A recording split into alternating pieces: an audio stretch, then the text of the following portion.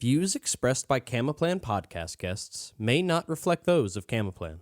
Camaplan does not guarantee the accuracy of information provided by guests, nor does it endorse or recommend any individual or organization.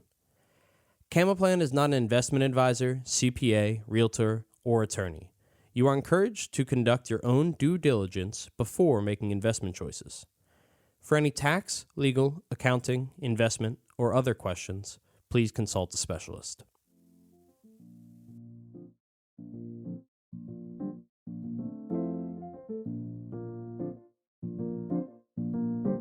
Hi, I'm Michael Duncan, and welcome back to The Road to Financial Freedom.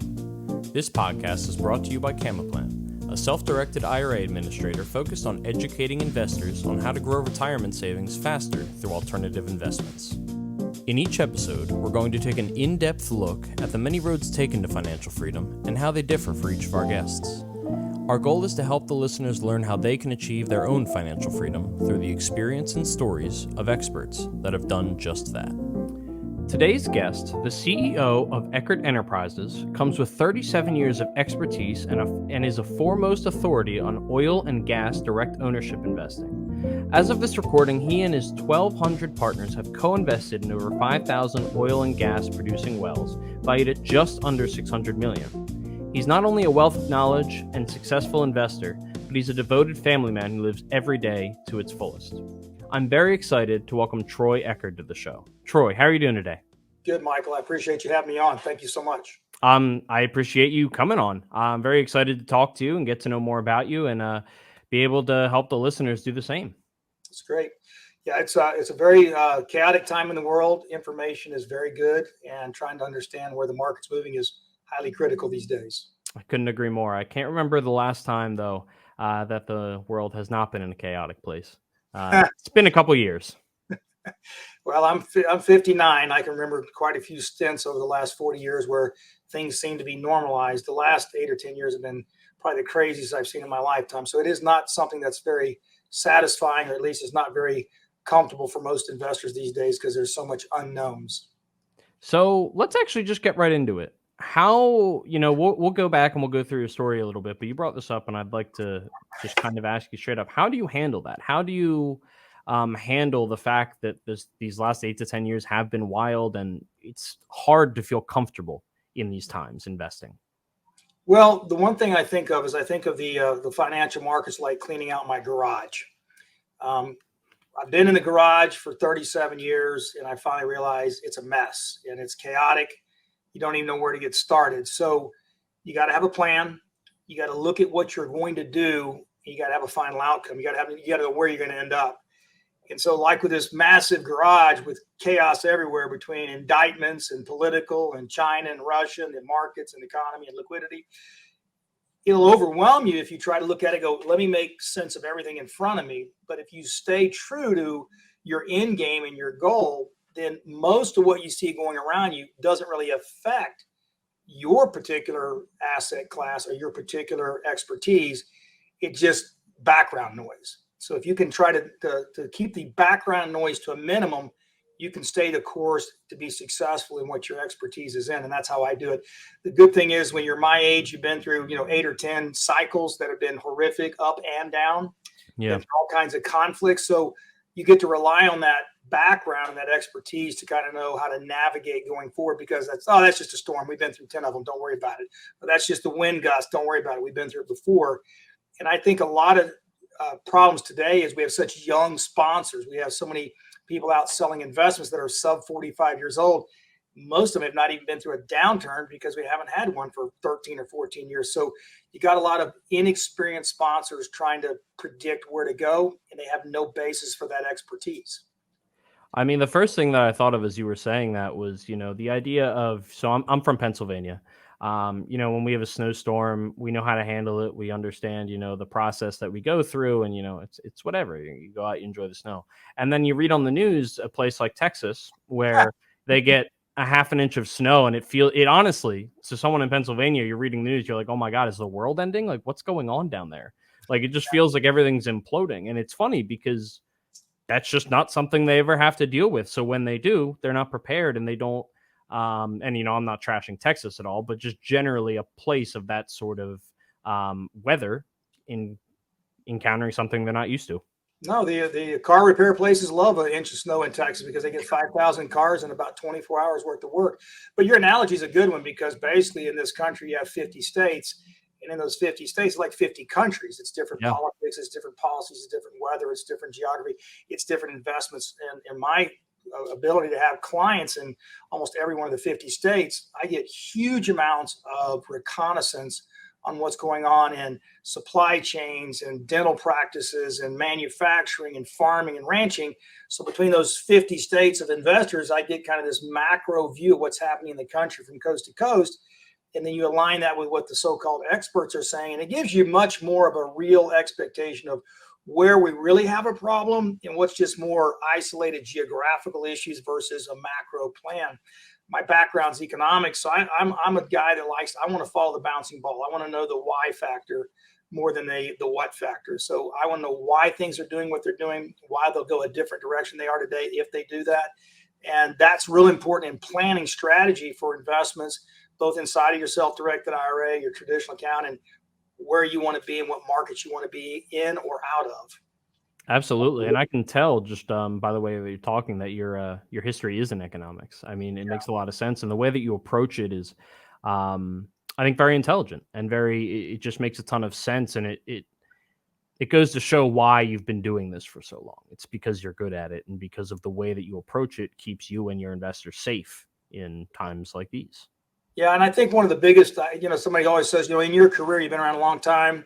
I feel like I should be 80 or 90 years old. I've been doing this going on 40 years, but the reality of it is that I'm only 59. But probably the biggest change in my career was back in like 1992. I was a young kid. I was a broker working for an investment firm, placing oil and gas interests with high net worth clients who wanted tax deductions. They wanted to own it. And one of my first big clients was the guy that was a CFO of Pace Pecani Sauce. And they had just sold out to Campbell's for like $1.2 billion, a huge deal back in the day. And I went in, this guy's a big guy, like 6'4", great guy. And he said, "Hey, I'll invest with you, but are you going to put your money in?" And I go, "Man, I'm like 24 years old. I don't have the kind of money you do." He goes, No. I'm not asking you to put my money. I'm saying, will you take a bite of the same apple you want me to take a bite of? And if you don't, well, then I'm not investing with you. And I don't care if it's a small piece, but I want to know you have some skin in the game. Yeah. Said, yeah. You put in 50,000, I'll put in 12,500. Long story short, to accelerate this, I started at a very early age investing in the very products I was asking my clients to. So when it was a win, we all won. When it was a loss, we all lost. And when the market shifted, we both had the same up and down in that cycle. And that's probably what catapulted my career to where I'm at today, is that I just took the position that I'm not a sponsor, I'm an investor. I just happen to sponsor the same investments that I like. And I try to make fees in order to allow me to have exposure to assets I otherwise couldn't buy or invest in, because my money by itself doesn't matter. But by representing successful high net worth investors and buying and investing the same thing I'm asking them to invest in, it really keeps you sharp on the due diligence and the background and the connectivity of that asset compared to the market as a whole, because your own money's in it. Yeah, I mean, you took the words right out of my mouth, the due diligence of it all. You are proving to the people that are investing with you that, hey, I've done my due diligence because I'm putting my own money on the line. Like, this is not something that I'm just asking you to throw into and I'm using it as, one of maybe a few things that'll work out. It's like, no, I need this to work out for my money. Yeah. And Michael, I think one of the things is that, I ran my own investment firm. I started my own investment firm in 1991, about 26 years old. And I had that for 22 years. And then I didn't have any brokers. So I'm like, well, I don't really need a brokerage firm. But one of the things you do is, as running your own investment firm, you become very, very good at due diligence. And part of being a good due diligence officer or good due diligence sponsor, whatever either your own product or somebody else's is, you almost have to think about trying to make your home secure. You got to hire a crook to come evaluate your home and say, how would you get inside my house? Yep. And when you talk about putting your own money in, a lot of sponsors will say, yeah, I'm going to put my own money in. No, they're not.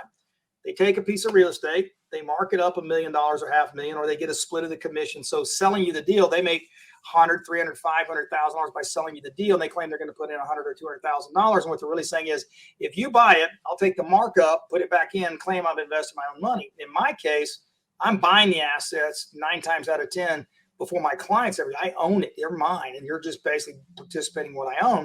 And it's not that it makes me just this really special company. It just is the business approach I have, which is if all my clients today said, I don't like Troy's voice, his face, I don't believe in what he's doing. So Troy's going to end up owning what he's already invested in. So I always tell everybody, I'm buying what I'm willing to keep because I don't know you're going to invest in it. So it really tightens up that due diligence. And I think that's what the market's experiencing today. Everybody was a winner the last 10 years, everybody. In the last 18 months in particular, was a time when people were just buying whatever they could to keep that lifestyle and those fees coming into the sponsors.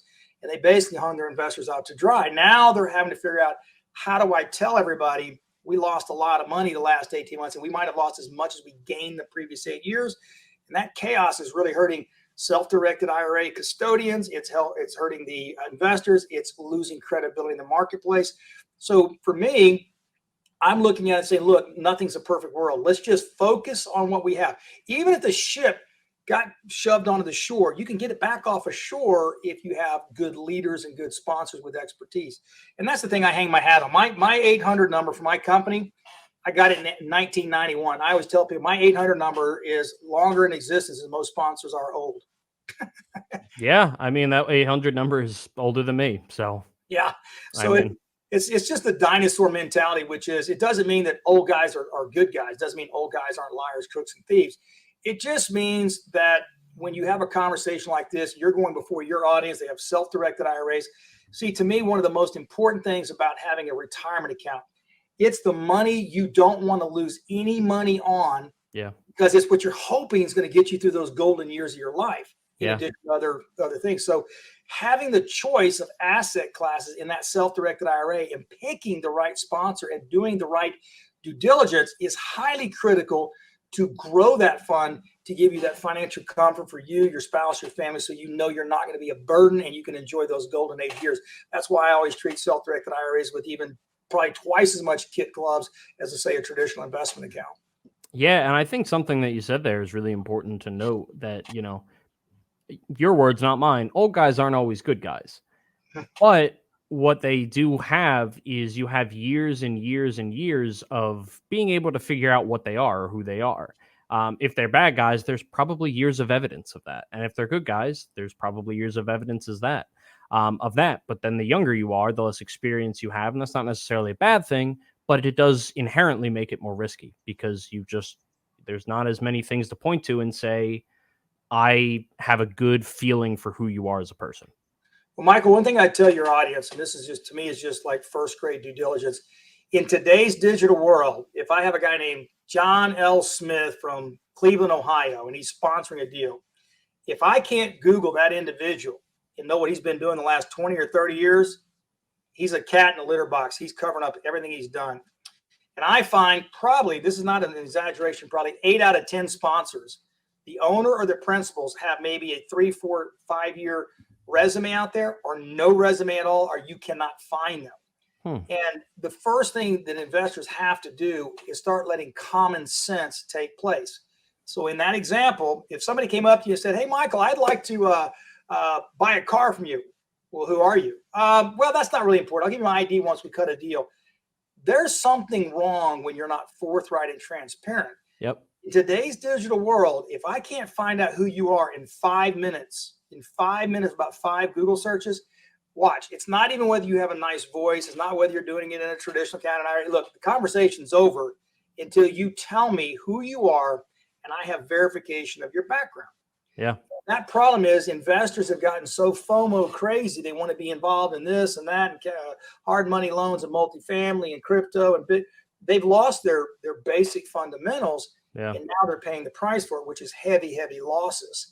And I think going forward, the pendulum will swing back. And now they're going to really start saying, I was in those 10 deals, 10 sponsors of which are upside down. So now they're really, really going to grind on today's sponsors saying, tell me how you're not like that person. Tell me how you're not like this person. And I think it's a good thing. It puts more pressure on guys like me who go, I have to go to all these extra links, but I'm okay with that because I could pass those scrutiny tests. But it is going to be a much tougher scenario going forward for sponsors the next 2 or 3 years. All this rhetoric and BS and inflated IRRs, that's gone. Now it's going to be show me your track record, show me what you've done, Tell me how you did in the last 10 years. And I want to see specifically the last 2 years, how those assets are working. Losing money is not the end of the world. Not being accountable for it or having an answer for it or managing it going forward, that is a criminal from a business standpoint. Yeah, I mean, I think you see that in just about any in any business, in any in any type of business, that whenever you have something that goes hot and heavy for a couple of years, and then you start to realize, oh, this was a mistake, you always see that massive overcorrection in the other direction, and it's always going to hurt someone. It's always going to help someone, whether or not they deserve to be hurt or helped necessarily. But in that scenario, when it reverts back to what it was, that is going to help guys like you that have that long track record. And like you can say, here's not just my last 5 years, here's my last 20, 30 years, whatever it is. Yeah, and I think that also has a tendency for me to be a little bit jaundiced in what I like and don't like. Like, I don't like special purpose vehicles. I don't like LLCs, joint ventures, and limited partnerships, because I've helped a lot of clients the last 7 months that are caught up in Ponzi schemes and bad deals, because that's my expertise. And I'll say, hey, that was a great document that sponsor wrote, that you're now in the Ponzi scheme, because it was so well written, limiting your access to data and information, that what's happening is, before you can even prove they're a Ponzi scheme, you can't even get access to the data because the document says you don't have the right to it. You signed a one-sided agreement in a document in an LLC or a partnership that gives you no right. So other than you getting help from a district attorney or the FBI, you have no way to prove that guy's a Ponzi scheme. And so the crooks get smarter, hiring better lawyers and documentation, and the investors have been lulled into sleep because the profits were so good the last 10 years. So my company, we do almost everything direct ownership, whether you're buying mineral rights, you're buying interest in wells that you're drilling. We really try to minimize any kind of a special purpose vehicle, because the idea is, by tying an investor directly to the asset, eliminates that big fat of uncertainty in the middle, which is, well, what the hell does this document say? Yeah. And that's where you really get hammered, is on the document. So for us, we said, look, if I'm a guy with $1 million in my self-directed IRA and I want to be in the energy space, I don't want to have to go through what does the document say? I want to know, okay, I'm buying mineral rights. Eckard's going to manage it. If I don't like Troy tomorrow, I can fire him. I get the check straight from the oil company. I don't have Troy involved anymore, but it's titled, it's deeded, I own it. So it's really about economics. Did I pay a good price? Will it generate the return expected? But it cuts that big fat out of the middle. And that's kind of my background. Having watched so many bad deals over the last 37 years, I said, I'm just going to eliminate that part by owning it directly. And so you've mentioned a couple things that you don't like, but we know that you like oil and gas. And I was just wondering if you could talk a little bit about why. Why has that become your focus after this, 37 years? I laugh all the time driving with my wife through the countryside. Sometimes I'll see people in these nice farmhouses, and I go, I wonder if that person has been living their whole life there. They've never ventured out. They've never moved to another city, another state. And why is that? Well, maybe because they're happy doing that, or maybe because they've made a great life doing that, and they don't find the need to look over the fence to see what else may be going on. I got introduced to oil and gas in 1985. It was the worst possible time. I would call investors on the phone, and everything had just imploded. The oil price had plummeted.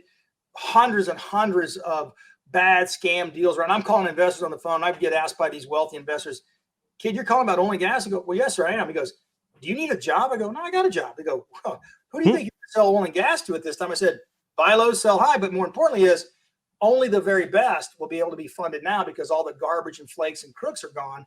Only the very best is today. So I started my career at the very bottom of the market. But the way I look at it is that, in my case, what I like about energy, number one thing, is we have 40% less supply of fossil fuel, oil and gas, in this country than we consume.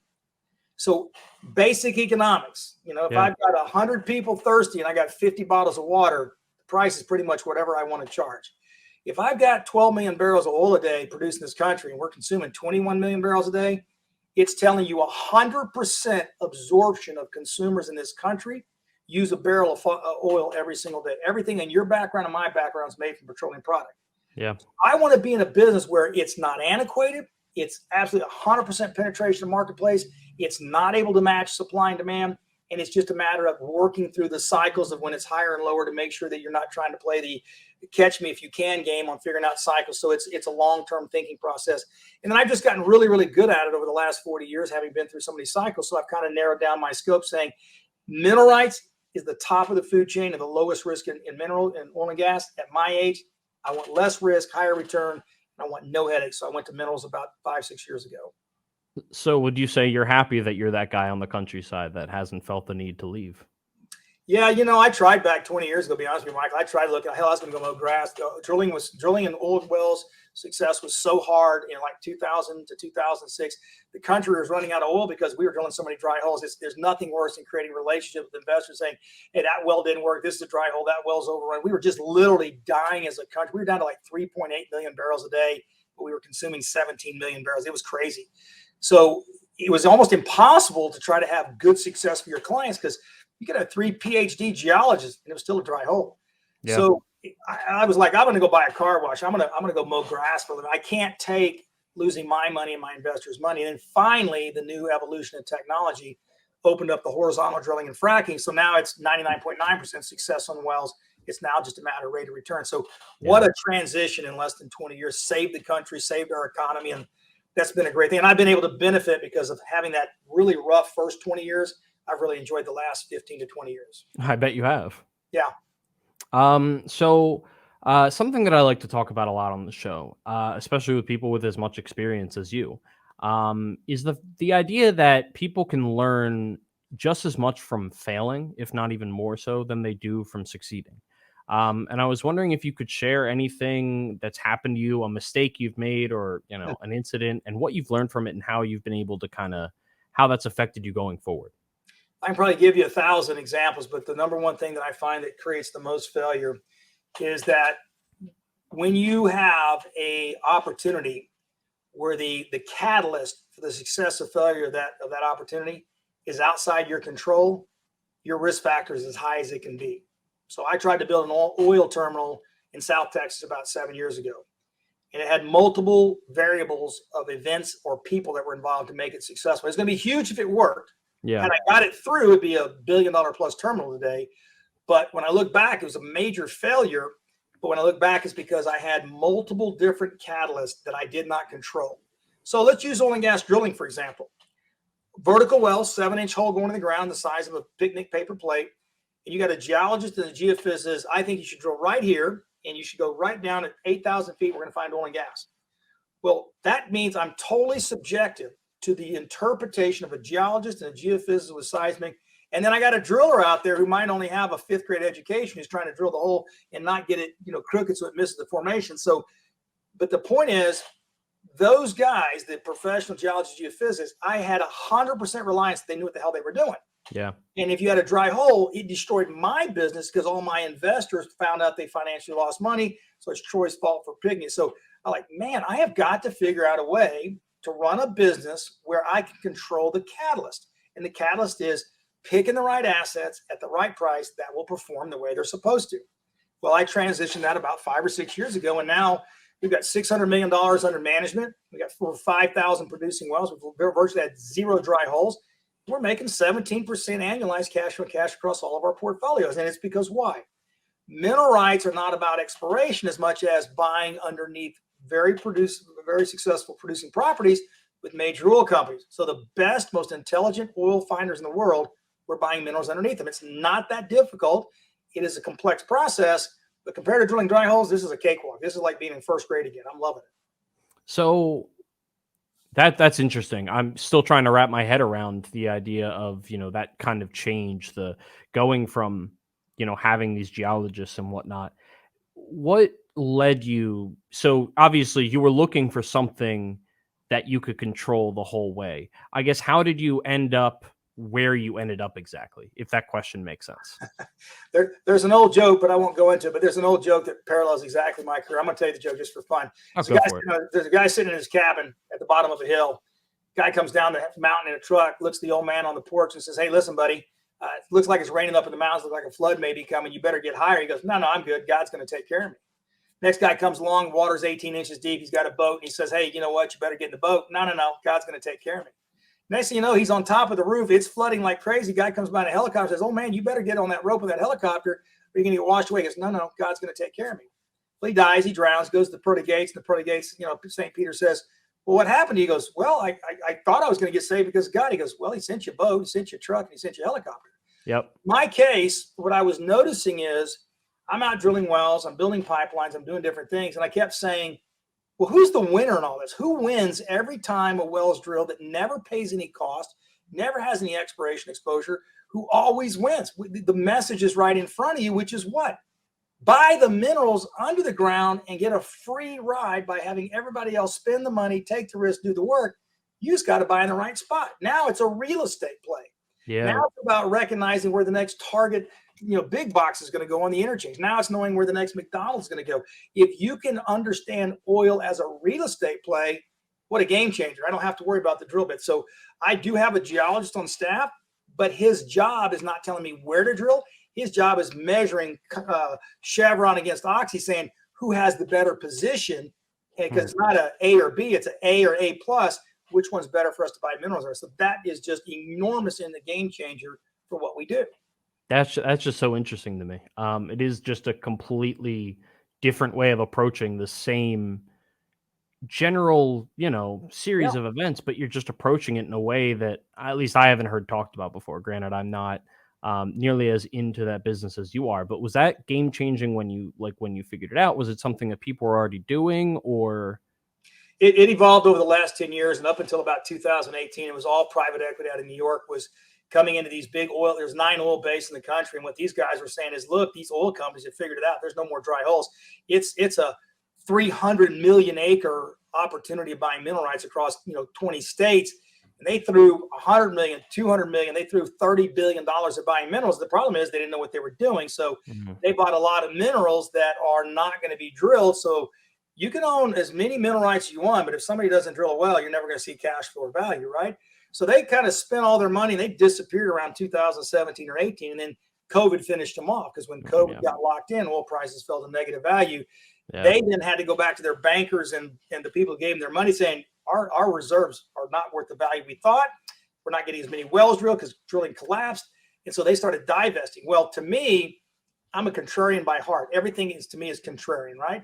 If somebody's screaming, everybody go to the left, I'm looking to the right going, why am I going to the left? It's sheared to the left.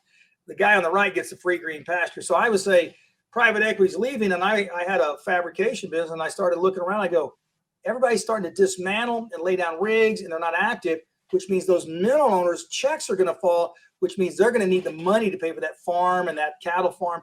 So I'm going to jump in while their revenue's down, buy it at 40, 50% below market value because I'll be the only cash buyer in the market. Yeah. And COVID just helped us because that really collapsed everybody who was looking for revenue and looking for sales proceeds from selling it, and there was no buyers. So we started off first year like $8 million in capital for the minerals. The second year we did $22 million. Then we did $82 million the next year. Last year we did $255 million. This year we'll do well over $300 million in mineral purchases, and we're the number one buyer. And it was a plan that I set in place in 18. I wrote it down specifically, target number of clients, number of minerals. And not only did I meet that objective, but we are a year and a half ahead of schedule. So right now we're at close to 50,000 net acres and a little over $600 million of minerals that are bought and paid for with no debt. Our game plan is we'll be over $1 billion in assets by the end of next year, generating, we think, around $200 million a year in cash flow with no expenses and no fees. So I'm a real weird thinker in that I've also got 2 other businesses with arbitrage opportunity that fall under very similar characteristics as the mineral market. I don't follow shit. You know what you do when you follow horses in a parade? You got a bunch of shit. When you follow the crowd and you buy multifamily and this and hard money loans and the rates keeps going up, it is a house of cards going to collapse. I'm not interested in masterminds. I'm not interested in these so-called gurus.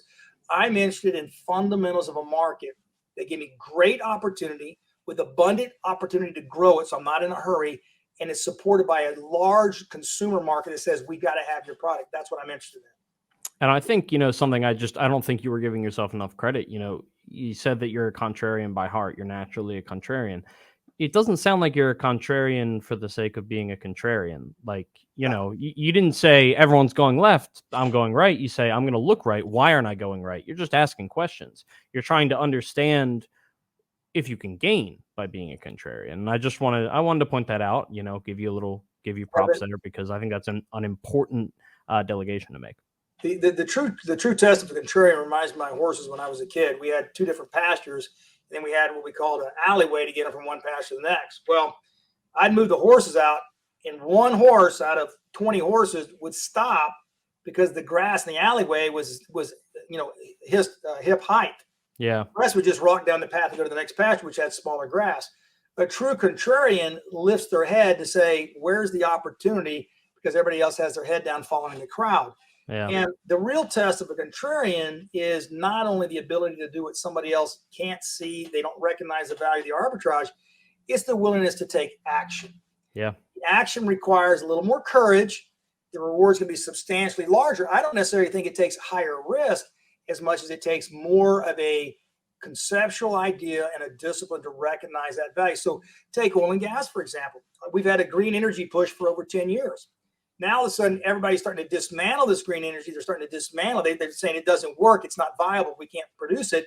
And now the articles are coming out saying, man, fossil fuels is where you have to go. We just have to find out how to do it cleaner and better. Well, I get that. But what I've had to do is look at this massive decade push against oil and gas. And I had to say, every time somebody comes up with another green initiative, it helps oil prices. Every time they come with a green initiative, it supports the separation between supply and demand. Less supply, higher demand, higher prices. So that is a tough bill to sell to high net worth investors, whether it's in an IRA or not, saying, here's the market with 1,000 times telling you that we're going to burn in hell for having fossil fuel. And here's the market saying we have to have fossil fuels or our economy is going to implode. Yeah. That takes a lot of courage to go the opposite way. Absolutely. Yeah. I think courage is probably the key point there. That's a really good point. Yeah. So finally, as we're nearing the end, before I ask you to tell the listeners where they can find you, there's one question I ask every guest that comes on the podcast, and that's simply, what does financial freedom mean to you? I'm at that right now.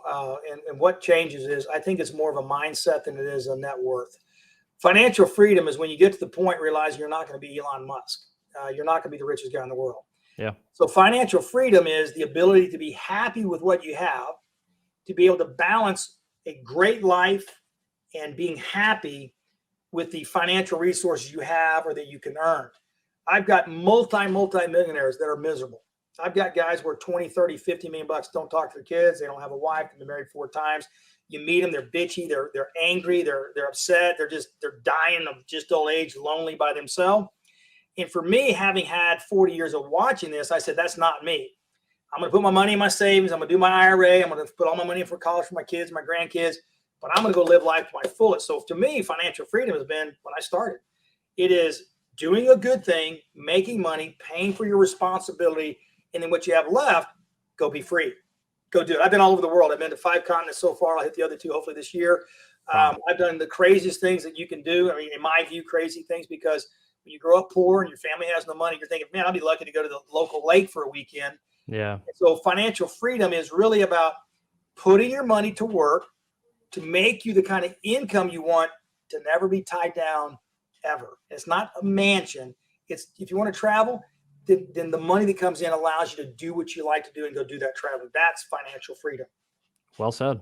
Thank you for that. And now, could you please tell the listeners where they can find you and how to get in contact with you if they'd like to learn more? Yeah, I've got a great wealth team. You can reach us at EckardEnterprises.com. My personal email is teckard@EckardEnterprises.com. And again, you can always call the 800 number, 800-527-8895, or you can text me on my cell phone, 469-422-1781. See, Michael, I don't treat my clients as clients. I treat them as partners. I make my cell phone number accessible. I'm talking to partners 24/7 all week long, because why? At the end of the day, just like you and I on this podcast, we're partners in educating and informing people about what a self-directed IRA can do, what's available in the market, a little bit about oil and gas. And that partnership requires we both have a dual positive outcome from it. And I like to tell our partners and investors, look, we're here to make you money. Making you money essentially guarantees me a successful business. So I'd rather make you money than lose your money or screw you, because quite frankly, my business is more robust when we're all successful. Exactly. And all of that contact information will be down in the description of this episode. Appreciate it. So Troy, I just want to thank you so much for coming on, for helping me, not only help me learn about all of this, but help my listeners. So thank you so much for hopping on with me. Appreciate it. Thanks again, Michael.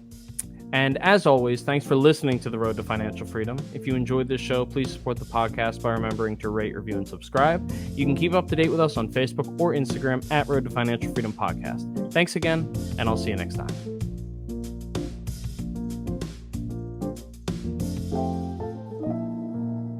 If you like what you're hearing on The Road to Financial Freedom and want to learn more about self-directed IRAs and 401ks, click the link in the description to download a free toolkit with everything you need to get started.